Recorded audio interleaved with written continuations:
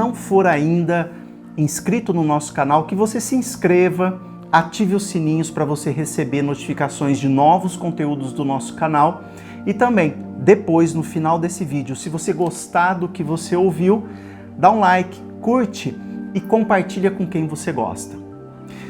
Hoje nós vamos falar do livro Vinha de Luz, né? Nós vamos para mais uma lição aqui, mais uma mensagem do livro Vinha de Luz, né? Pelo Espírito Emmanuel, psicografado por Chico Xavier.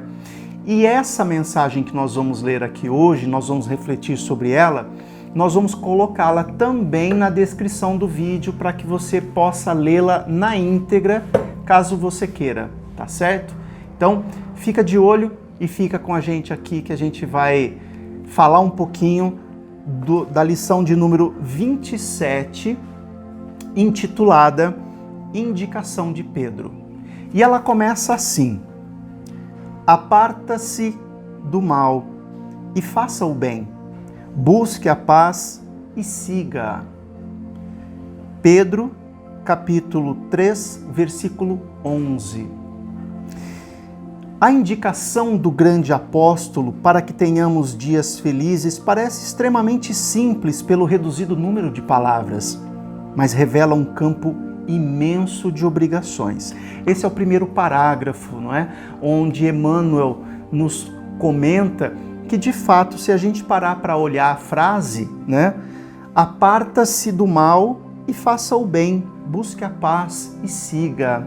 Ora, realmente deve ser algo muito simples. A gente vê algo ruim no nosso dia a dia, a gente não se aproxima daquilo, a gente se afasta, né? E vamos fazer o bem, vamos buscar a paz, vamos seguir a paz. É o que todos nós queremos, é o que todos nós sempre falamos por aí, né? Afinal de contas, nós nos entendemos pessoas de bem, pessoas que querem fazer o bem, não é? E que, portanto, obviamente, a busca pela paz é algo natural dentro de nós e a gente quer seguir a paz, a gente quer ter dias tranquilos, vida tranquila.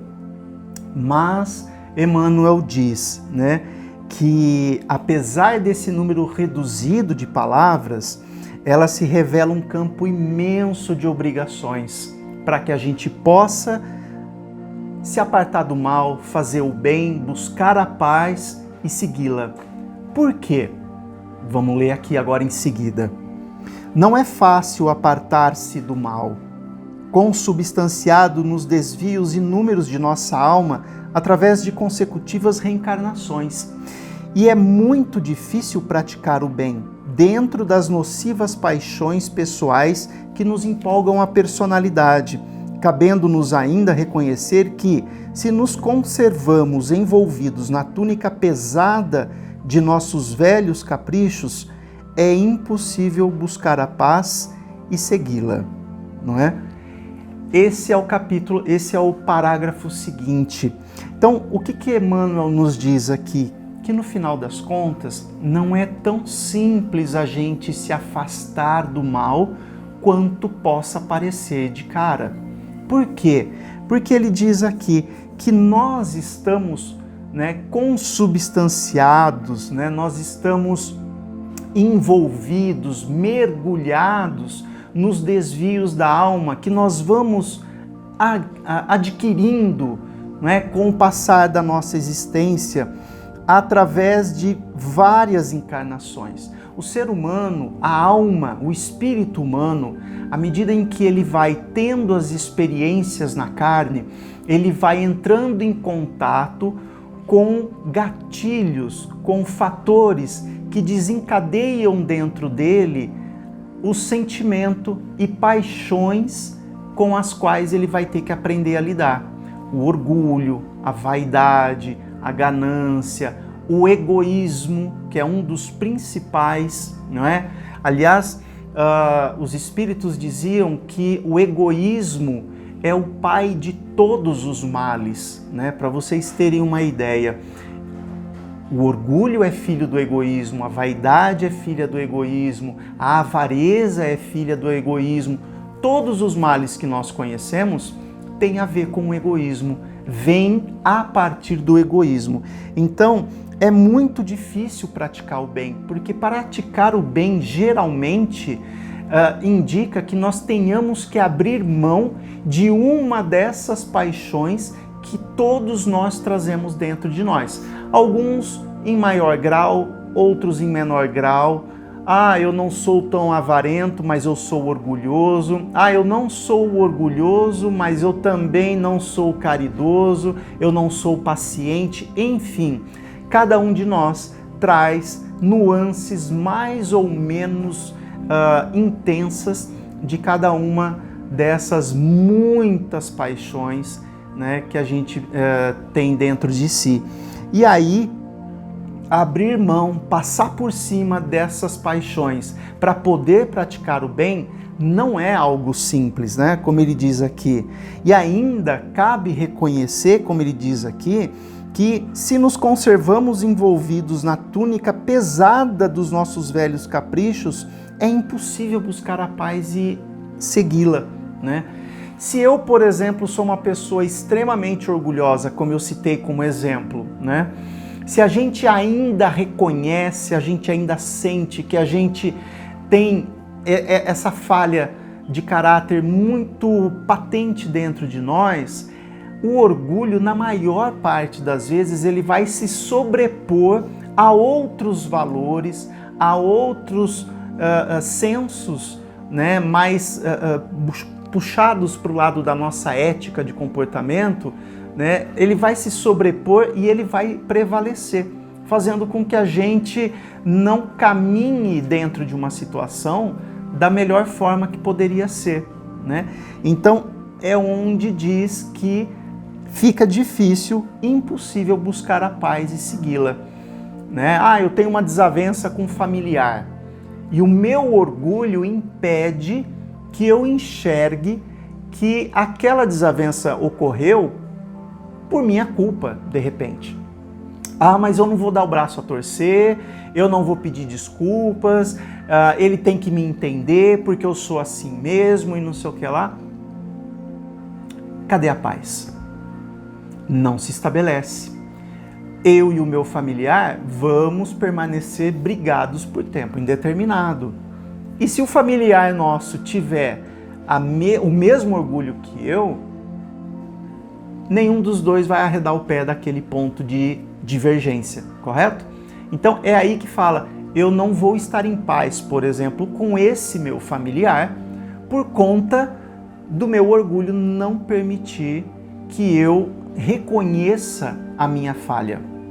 Tanto quanto ele pode ter falhado também e ele também não reconhecer a dele. Mas seguindo adiante, Emmanuel diz o seguinte: cegaram-nos males numerosos, aos quais nos inclinamos nas sendas evolutivas, e, acostumados ao exclusivismo e ao atrito inútil no desperdício de energias sagradas, ignoramos como procurar a tranquilidade consoladora, né? Então ele fala exatamente que esses numerosos males da alma, né, eles nos cegam, fazem com que nós não consigamos enxergar esses nossos desatinos, essas nossas falhas, né, as nossas mazelas morais. E a partir daí, né, a gente se acostuma, a gente fica anestesiado diante dos das nossas baixas inclinações, das nossas falhas de comportamento, né, dos nossos ímpetos equivocados, e aí a gente se consola, se conforta no atrito inútil, como ele diz aqui, no desperdício de energias. Nós ignoramos como procurar a paz, a tranquilidade consoladora. Eu me lembrei, quando eu li esse trecho, daquela frase popular que diz assim: olha, eu dou um boi para não entrar numa briga, mas eu dou uma boiada para não sair dela.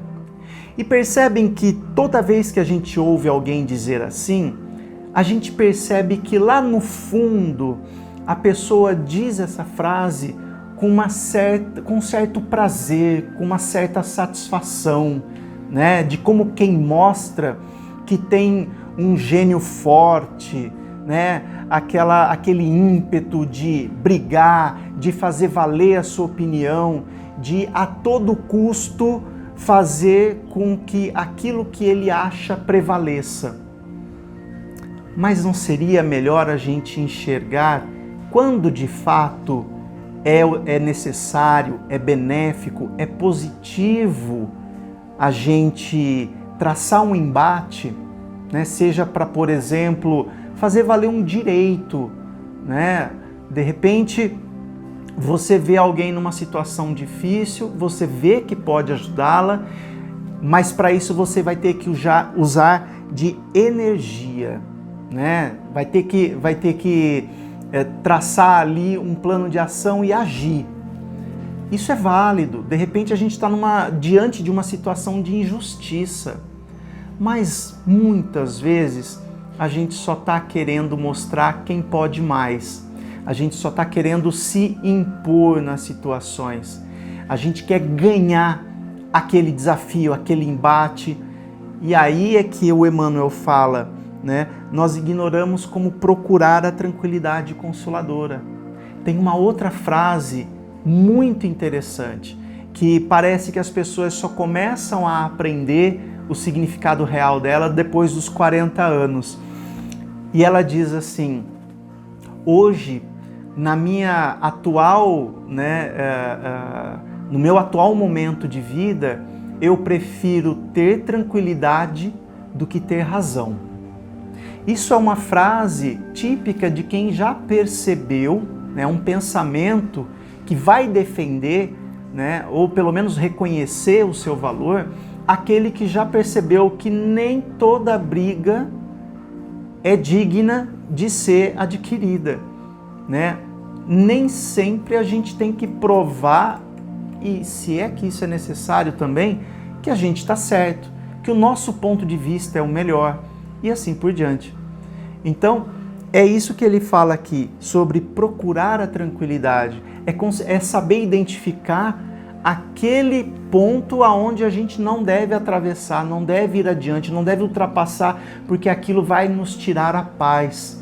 É uma briga, é uma luta que vai apenas nos desgastar sem trazer um resultado positivo de fato. Algo que vale a pena pelo qual se desgastar, não é? E isso vale para tudo no nosso dia a dia, né? Vale inclusive para as nossas relações interpessoais. E é incrível como quando a gente para e presta atenção nisso, a gente passa a ter uma relação mais tranquila com o nosso semelhante, porque a gente já não está mais interessado em mostrar que nós temos razão, que nós sabemos mais, que nós temos, nós somos os donos da verdade, porque no final das contas ninguém é. Cada qual tem o seu ponto de vista, com o seu valor próprio, mas não necessariamente que se sobrepõe ao do outro. Esta é a situação real da maioria dos encarnados e de grande parte dos desencarnados também, que se acomodam aos círculos do homem, porque a morte física não soluciona problemas que condizem com o foro íntimo de cada um. Então Emmanuel fala que essa condição nossa de ficar desperdiçando energia, de ficar dando murro em ponta de faca, como diz outro ditado popular, ela é inerente tanto a nós encarnados quanto aos desencarnados. Porque os desencarnados nada mais são do que os homens que já viveram sobre a Terra e que ainda viverão novamente, porque é uma escalada evolutiva que requer vários retornos ao círculo de carne, ao círculo físico, para que nós possamos completar o trajeto. Então ele diz que, no final das contas, quando a gente desencarna e a gente vai para o lado de lá, a gente continua com esses complexos dentro de nós, como ele diz aqui, né? Essa situação persiste em nós. Então não dá para dizer que depois que eu desencarnar eu deixo de ser orgulhoso. Depois que eu desencarnar eu deixo de ficar brigando por qualquer coisa. Não. Os nossos ímpetos, a nossa personalidade, ela continua atuando, né? E ela continua se manifestando também. Então, tanto nós, encarnados quanto desencarnados, temos esse problema. Daí a necessidade da gente começar a buscar reduzir, né, esse efeito, né, da busca por embates, por entraves, com menos frequência, né? Daí a necessidade da gente começar a buscar desde já se apartar do mal. E ele diz, a palavra de Pedro desse modo vale por desafio generoso. Nosso esforço de convergir para a grande nosso esforço deve convergir para a grande realização. É um desafio enorme, né? Porque no final das contas a gente está lutando contra nós mesmos, contra impulsos que são multimilenares, que nos arrastam muitas vezes às mais diversas e penosas situações, que só depois que a gente chega lá, a gente olha para trás e diz assim, poxa vida, se agora eu soubesse disso, se lá atrás eu soubesse do que ia acontecer, eu não teria insistido tanto, feito daquela forma, agido daquela maneira, sentido, me deixado mergulhar em sentimentos menos válidos, menos dignos, né? Menos felizes. E ele diz, dilacere-nos o ideal, ou fira-se-nos a alma, apartemo-nos do mal e pratiquemos o bem possível. Identifiquemos a verdadeira paz e sigamo-la. E tão logo alcancemos as primeiras expressões do sublime serviço referente à própria edificação, lembremos-nos de que não basta evitar o mal, e sim nos afastarmos dele, semeando sempre o bem, e que não vale tão somente desejar a paz, mas buscá-la e segui-la com toda a persistência da nossa fé. Esse é o trecho final da mensagem, onde então, né, Pedro diz, Emmanuel, né, discorre sobre Pedro, dizendo que ainda que nos custe, né, dilacerar a alma, ferir-nos a alma, né, dilacerar-nos o ideal, ferir-nos a alma, vale muito mais a gente procurar, a gente empreender esforços para se afastar daquilo que possa ser o que nós entendemos como sendo mal, né? Que seja necessário, que seja que nós possamos identificar aquilo que realmente nos traz a paz, né? Que nós possamos praticar o bem que nós pudermos praticar, porque cada um pode, na medida do possível, cada qual com as suas limitações, nós podemos. Então, diante de uma fofoca, por exemplo, qual é o bem que eu posso praticar? É não estender a fofoca, é não participar da fofoca. Mas como que a gente se afasta do mal chamado fofoca? É a gente não entrando nas situações que geram a fofoca. É evitando as situações que vão desencadear a fofoca. Eu sei que tal pessoa gosta de ficar falando das outras e tal, então, preferentemente, eu não vou ficar muito próximo dela, né? E quando ela vier falar alguma coisa de fofoca, eu vou cortar ali. É uma forma da gente se afastar do mal, né? E assim, existem N outras circunstâncias que são desencadeadas, né, por outros males que a gente vai poder se afastar se a gente começar a ficar mais atento, né? Então ele fala isso, lembremos-nos de que não basta só a gente evitar, mas a gente precisa se afastar, né? O evitar é você estar ali e não ir adiante, mas o se afastar é você estar ali e dar um passo atrás, você identificar a situação e já recuar antes que ela aconteça, né? E, finalmente aqui, né, não vale tão somente desejar a paz, é preciso buscá-la. E aí é um movimento no sentido oposto, né? Ao encontro da paz. É ação, não é só dizer, eu quero uma vida tranquila, mas eu não faço nada para ter essa vida tranquila, essa vida calma. Vamos dizer assim, no sentido de paz interior, tá? Porque é óbvio que a nossa vida é uma tribulação constante, porque ela é cheia de desafios, justamente para a gente poder ascender aí na nossa espiritualidade, né? Mas, como ele diz no finalzinho, toda persistência de nossa fé. Vamos fazer isso com toda persistência, com toda energia, com toda vontade, né? E persistência significa fazer repetidamente, persistentemente. Precisa ser feito até que a gente consiga alcançar aquilo. É algo constante, é algo que a gente precisa fazer todo dia, né? Não só num momento ou no outro. É uma postura de vida que a gente precisa ter. Buscar a paz, né? Buscar essa tranquilidade com fé, porque a gente imagina que a gente vai conseguir, né? Mas com essa vontade, com essa energia, né? Com essa dedicação, tá bom? Então, era isso que Emmanuel queria dizer. Eu quero me despedir de você, lembrando para você, né? Se inscrever no nosso canal, ativar o sininho para você poder receber notificações. E gostou do que foi dito aqui? Dá um like, curte e compartilha, tá? E lembre-se, né, a mensagem está aí nas descrições do vídeo para você ler com calma e refletir com mais tempo sobre ela. E queremos ver você aqui no próximo vídeo, na próxima exposição, se Deus quiser. Eu vou me desmaterializando por aqui e com a certeza de que em algum momento eu volto aqui com vocês, tá bom? Grande abraço, fiquem com Deus, que Jesus nos abençoe a todos e até a próxima. Tchau!